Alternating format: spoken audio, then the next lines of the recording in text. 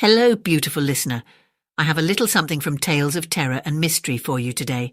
If you enjoy it, please do like to help share it with others or hit that subscribe button to get more stories sent straight to your feed. The Man with the Watches by Sir Arthur Conan Doyle. There are many who will still bear in mind the singular circumstances which, under the heading of the Rugby Mystery, filled many columns of the daily press in the spring of the year 1892. Coming as it did at a period of exceptional dullness, it attracted perhaps rather more attention than it deserved, but it offered to the public that mixture of the whimsical and the tragic which is most stimulating to the popular imagination. Interest drooped, however, when after weeks of fruitless investigation it was found that no final explanation of the facts was forthcoming, and the tragedy seemed from that time to the present to have finally taken its place in the dark catalogue of inexplicable and unexpiated crimes. A recent communication, the authenticity of which appears to be above question, has, however, thrown some new and clear light upon the matter. Before laying it before the public, it would be as well, perhaps, that I should refresh their memories as to the singular facts upon which this commentary is founded. These facts were briefly as follows. At 5 o'clock on the evening of the 18th of March in the year already mentioned, a train left Euston Station for Manchester.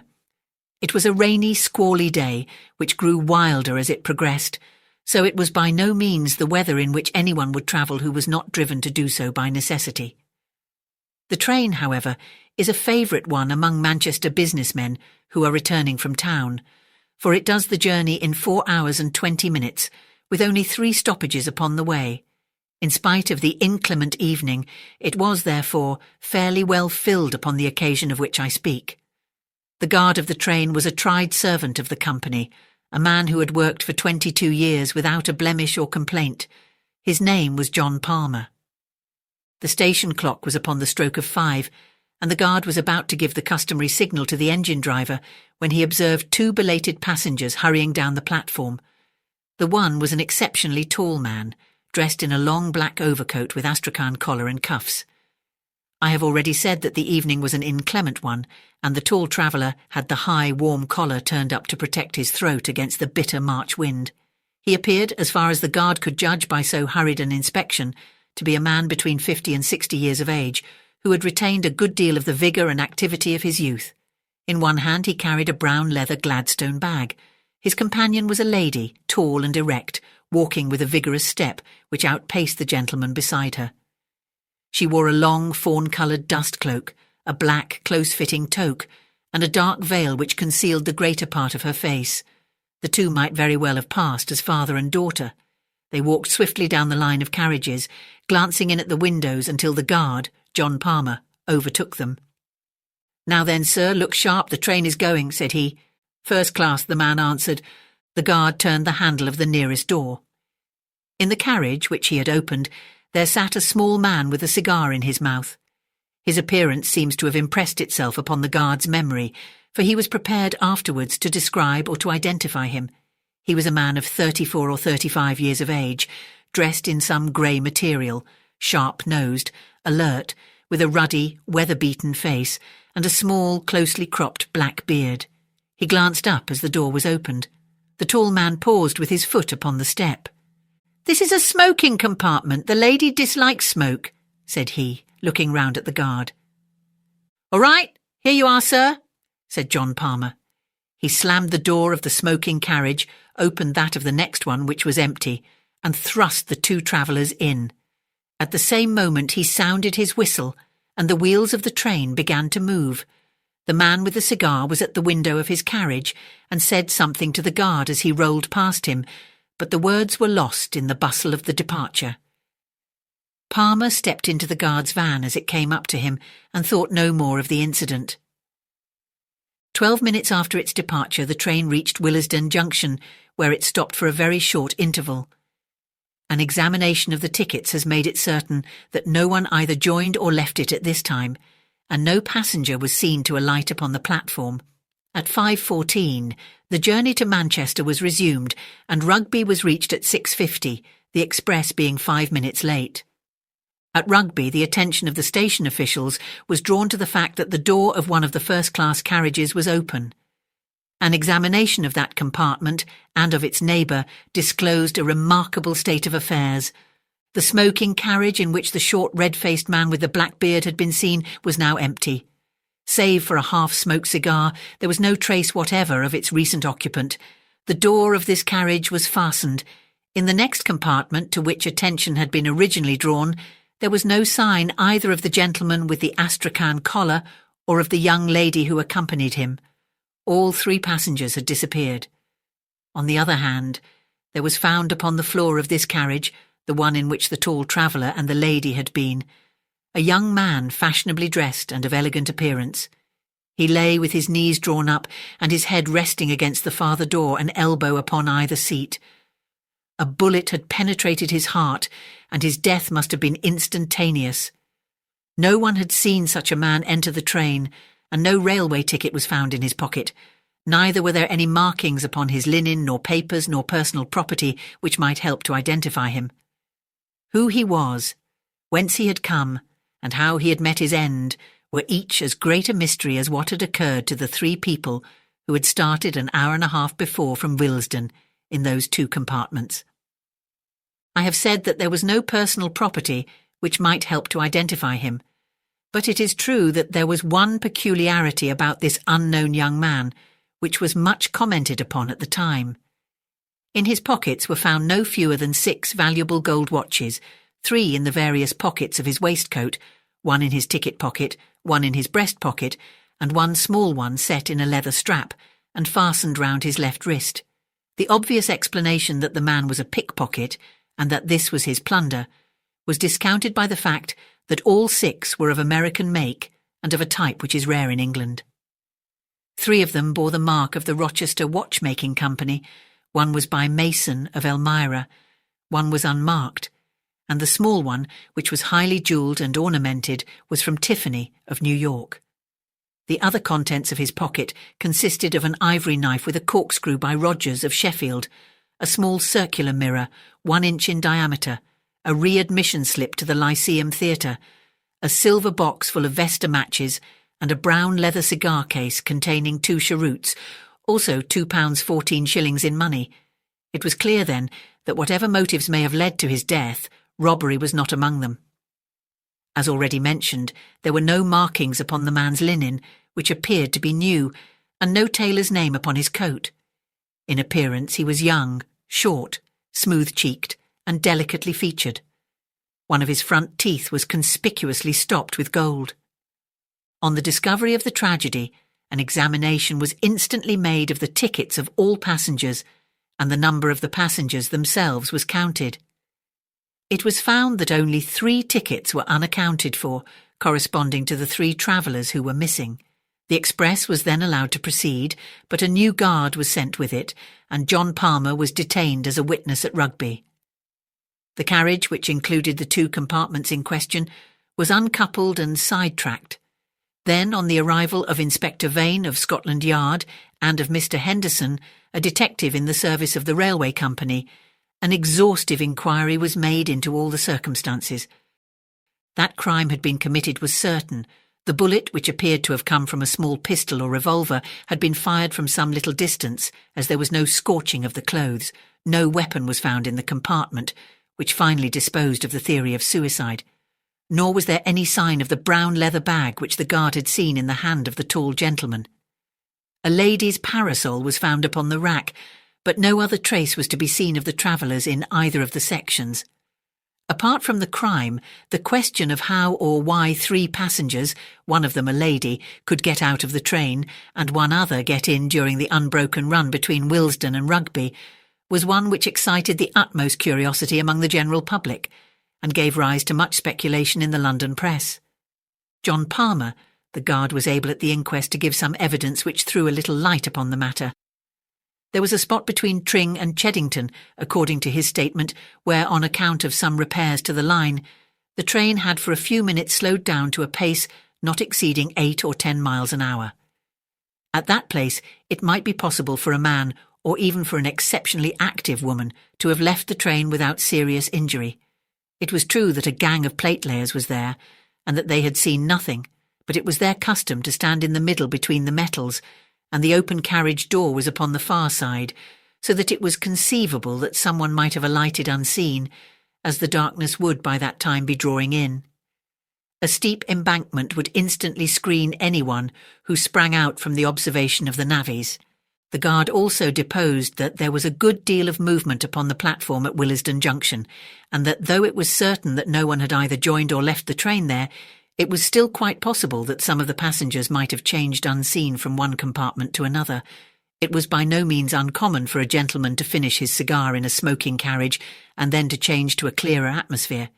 Supposing that the man with the black beard had done so at Willesden, and the half-smoked cigar upon the floor seemed to favour the supposition, he would naturally go into the nearest section, which would bring him into the company of the two other actors in this drama. Thus the first stage of the affair might be surmised without any great breach of probability. But what the second stage had been, or how the final one had been arrived at, neither the guard nor the experienced detective officers could suggest. A careful examination of the line between Willesden and Rugby resulted in one discovery which might or might not have a bearing upon the tragedy. Near Tring, at the very place where the train slowed down, there was found at the bottom of the embankment a small pocket testament, very shabby and worn. It was printed by the Bible Society of London and bore an inscription, "From John to Alice, Jan the 13th, 1856, upon the flyleaf. Underneath was written, James, July 4th, 1859, and beneath that again, Edward, November 1st, 1869, all the entries being in the same handwriting. This was the only clue, if it could be called a clue, which the police obtained, and the coroner's verdict of murder by a person or persons unknown was the unsatisfactory ending of a singular case. Advertisement, rewards and inquiries proved equally fruitless, and nothing could be found which was solid enough to form the basis for a profitable investigation. It would be a mistake, however, to suppose that no theories were formed to account for the facts. On the contrary, the press, both in England and in America, teemed with suggestions and suppositions, most of which were obviously absurd. The fact that the watches were of American make, and some peculiarities in connection with the gold stopping of his front tooth, appeared to indicate that the deceased was a citizen of the United States, though his linen, clothes and boots were undoubtedly of British manufacture. It was surmised by some that he was concealed under the seat, and that, being discovered, he was for some reason, possibly because he had overheard their guilty secrets, put to death by his fellow passengers. When coupled with generalities as to the ferocity and cunning of anarchical and other secret societies, this theory sounded as plausible as any. The fact that he should be without a ticket would be consistent with the idea of concealment, and it was well known that women played a prominent part in the nihilistic propaganda. On the other hand, it was clear from the guard's statement that the man must have been hidden there before the others arrived, and how unlikely the coincidence that conspirators should stray exactly into the very compartment in which a spy was already concealed. Besides, this explanation ignored the man in the smoking carriage and gave no reason at all for his simultaneous disappearance. The police had little difficulty in showing that such a theory would not cover the facts, but they were unprepared in the absence of evidence to advance any alternative explanation.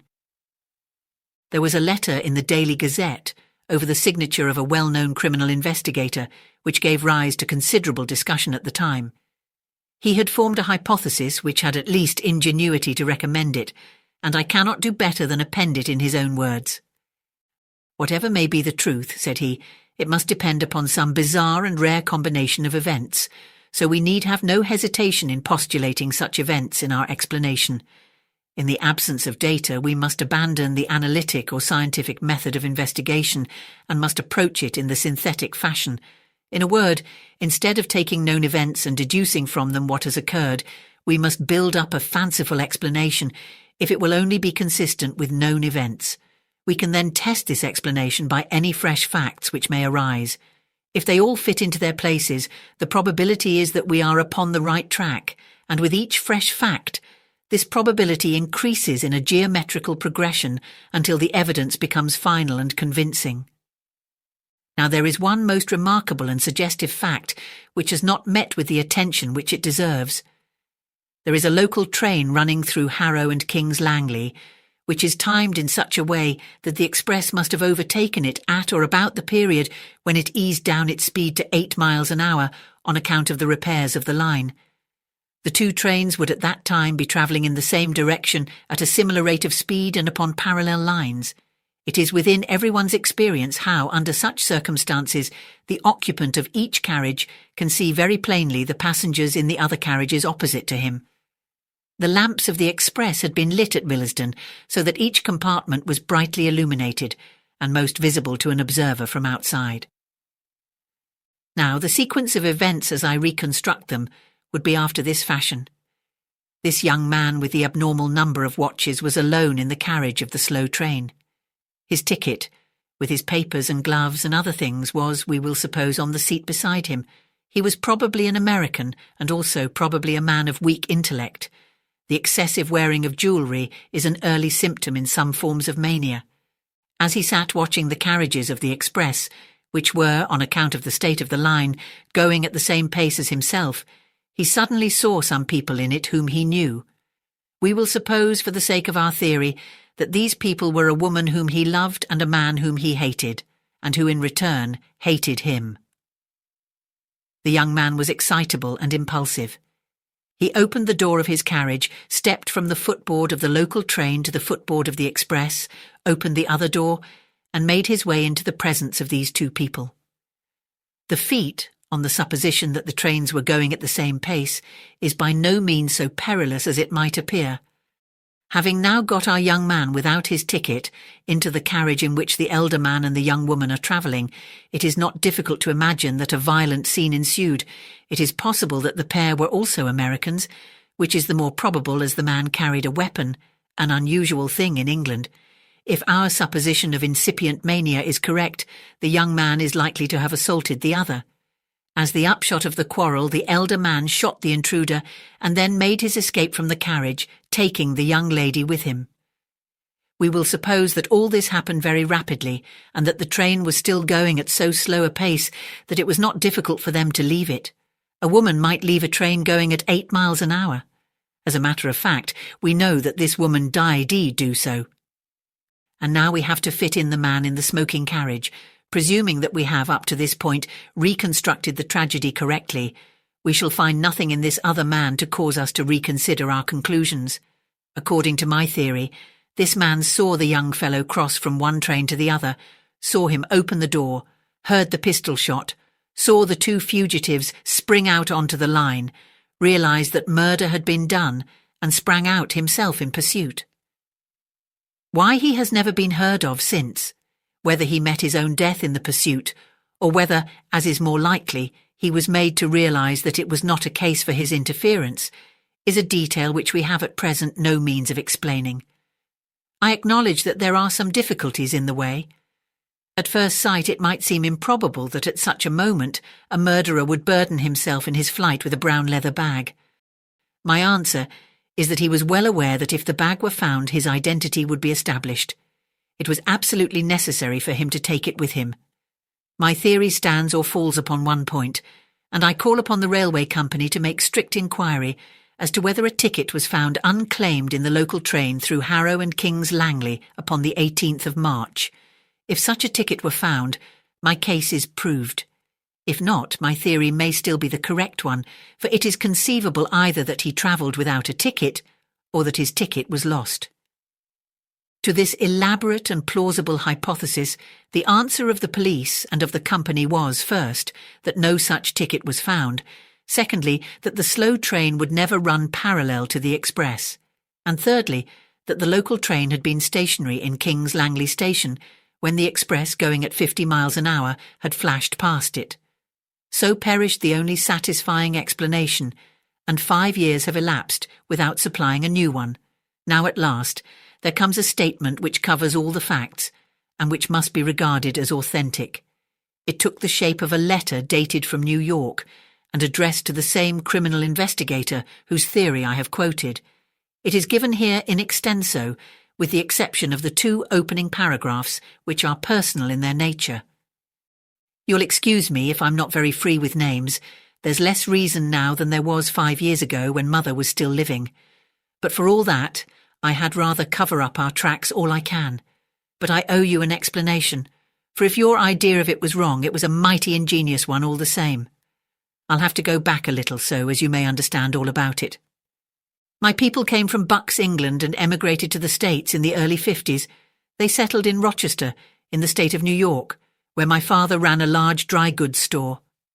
There were only 2 sons, myself, James, and my brother, Edward. I was 10 years older than my brother, and after my father died, I sort of took the place of a father to him, as an elder brother would. He was a bright, spirited boy, and just one of the most beautiful creatures that ever lived, but there was always a soft spot in him, and it was like mould in cheese, for it spread and spread, and nothing that you could do would stop it. Mother saw it just as clearly as I did, but she went on spoiling him all the same, for he had such a way with him that you could refuse him nothing. I did all I could to hold him in, and he hated me for my pains. At last he fairly got his head, and nothing that we could do would stop him. He got off into New York, and went rapidly from bad to worse. At first he was only fast, and then he was criminal. And then, at the end of a year or 2, he was one of the most notorious young crooks in the city. He had formed a friendship with Sparrow McCoy, who was at the head of his profession as a bunco steerer, green goodsman and general rascal. They took to card sharping and frequented some of the best hotels in New York. My brother was an excellent actor. He might have made an honest name for himself if he had chosen, and he would take the parts of a young Englishman of title, of a simple lad from the West, or of a college undergraduate, whichever suited Sparrow McCoy's purpose. And then one day he dressed himself as a girl, and he carried it off so well and made himself such a valuable decoy that it was their favourite game afterwards. They had made it right with Tammany and with the police, so it seemed as if nothing could ever stop them, for those were in the days before the Lexo Commission, and if you only had a pull you could do pretty nearly everything you wanted, and nothing would have stopped them if they had only stuck to cards and New York, but they must needs come up Rochester way and forge a name upon a cheque. It was my brother that did it, though everyone knew that it was under the influence of Sparrow McCoy. I bought up that cheque, and a pretty sum it cost me.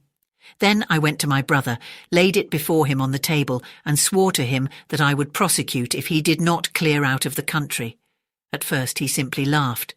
I could not prosecute, he said, without breaking our mother's heart, and he knew that I would not do that.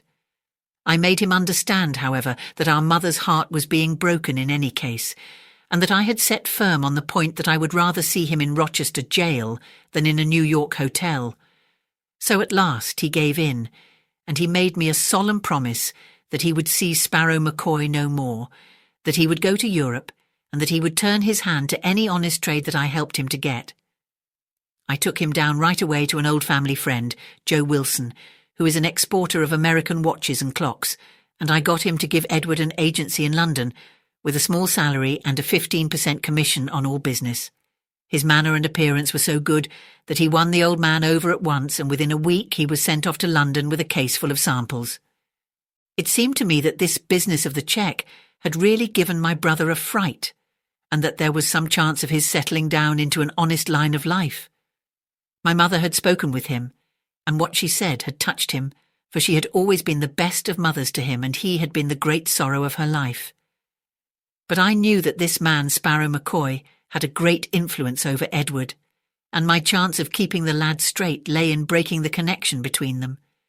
I had a friend in the New York detective force, and through him I kept a watch upon McCoy. When, within a fortnight of my brother's sailing, I heard that McCoy had taken a berth in the Etruria, I was as certain as if he had told me that he was going over to England for the purpose of coaxing Edward back again into the ways that he had left.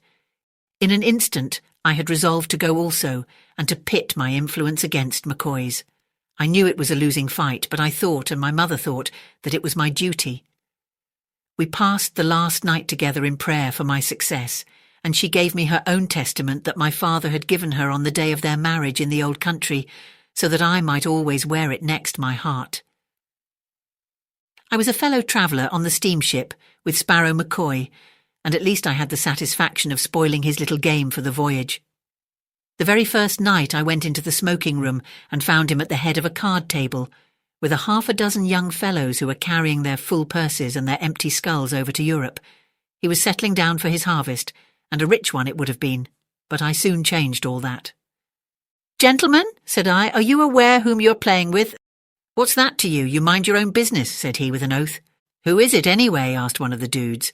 "He's Sparrow McCoy, the most notorious card sharper in the States." Up he jumped with a bottle in his hand, but he remembered that he was under the flag of the effete old country where law and order run, and Tammany has no pull. Jail and the gallows wait for violence and murder, and there's no slipping out by the back door on board an ocean liner. "Prove your words, you," said he. "I will," said I. "If you will turn up your right shirt sleeve to the shoulder, I will either prove my words or I will eat them."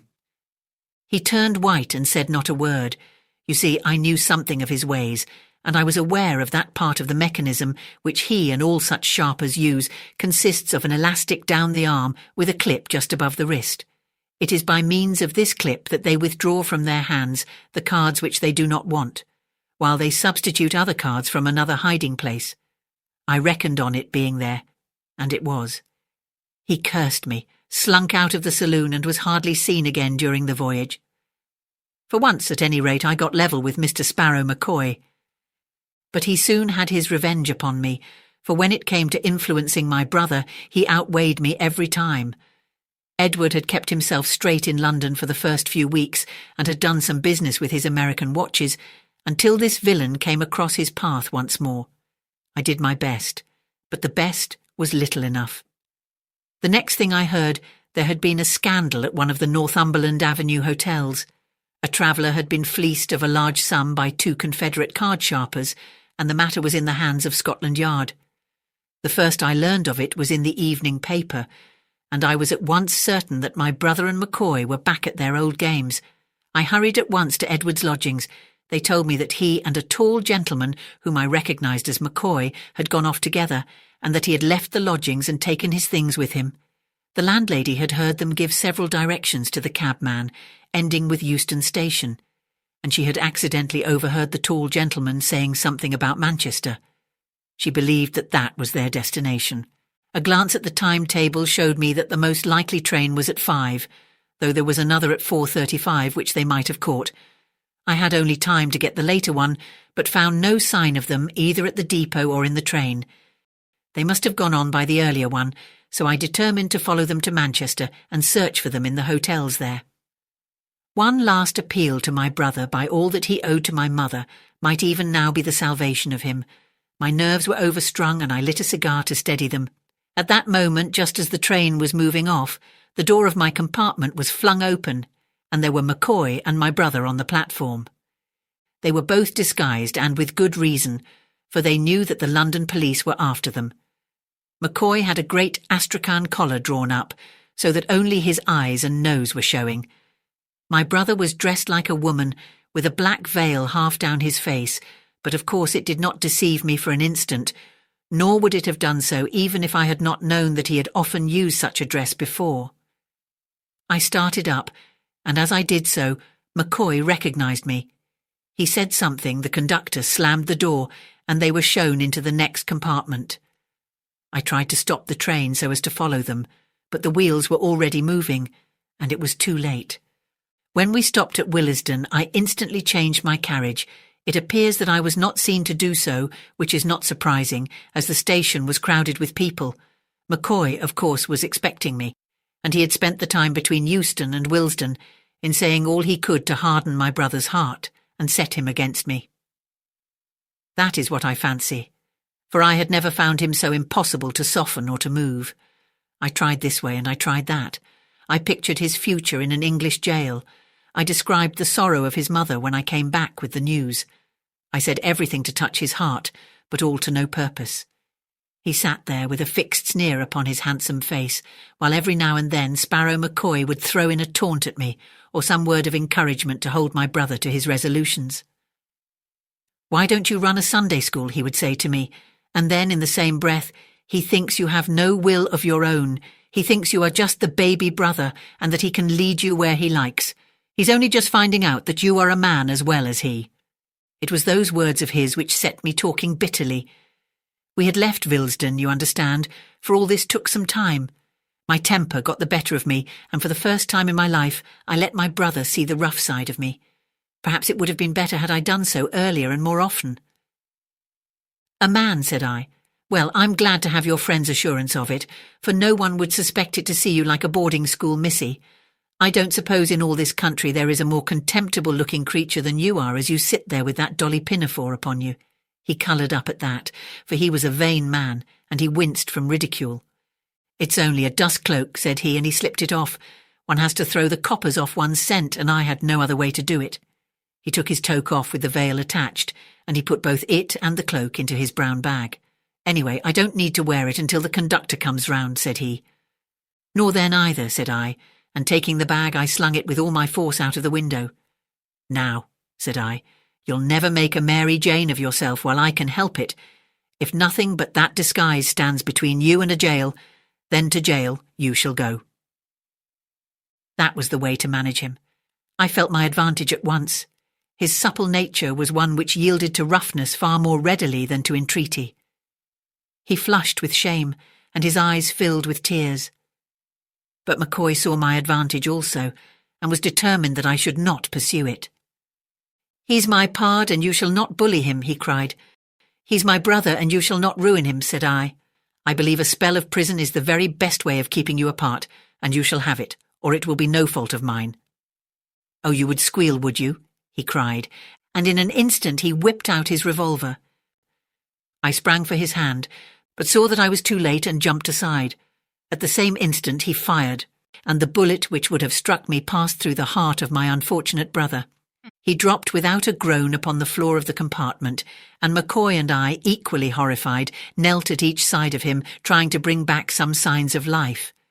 McCoy still held the loaded revolver in his hand, but his anger against me and my resentment towards him had both for the moment been swallowed up in this sudden tragedy. It was he who first realised the situation.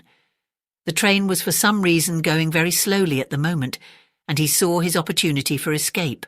In an instant he had the door open, but I was as quick as he, and jumping upon him the two of us fell off the footboard and rolled in each other's arms down a steep embankment. At the bottom I struck my head against a stone, and I remembered nothing more. When I came to myself I was lying among some low bushes, not far from the railroad track, and somebody was bathing my head with a wet handkerchief. It was Sparrow McCoy. "I guess I couldn't leave you," said he. "I didn't want to have the blood of two of you on my hands in one day. You loved your brother, I've no doubt, but you didn't love him a cent more than I loved him, though you'll say that I took a queer way to show it. Anyhow, it seems a mighty empty world now that he is gone, and I don't care a continental whether you give me over to the hangman or not." He had turned his ankle in the fall, and there we sat, he with his useless foot, and I with my throbbing head, and we talked and talked, until gradually my bitterness began to soften and to turn into something like sympathy. What was the use of revenging his death upon a man who was as much stricken by that death as I was? And then, as my wits gradually returned, I began to realise also that I could do nothing against McCoy which would not recoil upon my mother and myself. How could we convict him without a full account of my brother's career being made public, the very thing which of all others we wished to avoid? It was really as much our interest as his to cover the matter up, and from being an avenger of crime, I found myself changed to a conspirator against justice. The place in which we found ourselves was one of those pheasant preserves which are so common in the old country, and as we groped our way through it, I found myself consulting the slayer of my brother as to how far it would be possible to hush it up. I soon realised from what he said that unless there were some papers of which we knew nothing in my brother's pockets, there was really no possible means by which the police could identify him or learn how he had got there. His ticket was in McCoy's pocket, and so was the ticket for some baggage which they had left at the depot. Like most Americans, he had found it cheaper and easier to buy an outfit in London than to bring one from New York, so that all his linen and clothes were new and unmarked. The bag, containing the dust cloak which I had thrown out of the window, may have fallen among some bramble patch where it is still concealed, or may have been carried off by some tramp, or may have come into the possession of the police who kept the incident to themselves. Anyhow, I've seen nothing about it in the London papers. As to the watches, they were a selection from those which had been entrusted to him for business purposes. It may have been for the same business purposes that he was taking them to Manchester, but, well, it's too late to enter into that. I don't blame the police for being at fault. I don't see how it could have been otherwise. There was just one little clue that they might have followed up, but it was a small one. I mean that small, circular mirror which was found in my brother's pocket. It isn't a very common thing for a young man to carry about with him, is it? But a gambler might have told you what such a mirror may mean to a card sharper. If you sit back a little from the table and lay the mirror face upwards upon your lap, you can see as you deal every card that you give to your adversary. It is not hard to say whether you see a man or raise him when you know his cards as well as your own. It was as much a part of a sharper's outfit as the elastic clip upon Sparrow McCoy's arm. Taking that, in connection with the recent frauds at the hotels, the police might have got hold of one end of the string. I don't think there is much more for me to explain. We got to a village called Amersham that night in the character of two gentlemen upon a walking tour, and afterwards we made our way quietly to London, whence McCoy went on to Cairo and I returned to New York. My mother died 6 months afterwards, and I am glad to say that to the day of her death she never knew what happened. She was always under the delusion that Edward was earning an honest living in London, and I never had the heart to tell her the truth. He never wrote, but then he never did write at any time, so that made no difference. His name was the last upon her lips. There's just one other thing that I have to ask you, sir, and I should take it as a kind return for all this explanation if you could do it for me. You remember that testament that was picked up? I always carried it in my inside pocket, and it must have come out in my fall. I value it very highly, for it was the family book with my birth and my brothers marked by my father in the beginning of it. I wish you would apply at the proper place and have it sent to me. It can be of no possible value to anyone else. If you address it to X Bassano's Library, Broadway, New York, it is sure to come to hand. Thank you for listening. I hope you enjoyed the story, and if you did, please like, subscribe or comment to share this video with others. I hope you have sweet dreams, and don't forget to come back soon for another terrific tale.